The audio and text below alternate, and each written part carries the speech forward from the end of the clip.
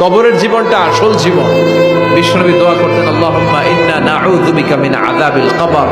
আল্লাহ, আমি আপনার কাছে কবরের আযাব থেকে পানাহ চাই, কবরের আযাব থেকে বাঁচতে চাই। এই কবরের মধ্যে অনেক ফিতনা হবে, অনেক সুয়াল হবে। কবরে প্রশ্ন আছে না নাই? কথা বলেন। প্রথম প্রশ্ন জিজ্ঞেস করা হবে, মার রব্বুক, তোমার রব কে? বলেন, আমাদের রব কে? ওমা দীনুক, তোমার ধর্ম কি? বিশ্বনবীর চেহারা দেখিয়ে বলা হবে, তাআরিফু মান হাযা রাজুল, এই লোকটারে চিনো? আমরা কি বলবো? আমরা চিনি, উনি আমাদের প্রিয় রাসূল মুহাম্মদুর রাসূলুল্লাহ সাল্লাল্লাহু আলাইহি ওয়াসাল্লাম। এরপরে জিজ্ঞেস করা হবে, এগুলো কোত্থেকে শিখলা? আমরা বলবো, কোরআন থেকে। ফায়ুফসাহু লাহু কবরুহু ৭০ যিরাআন।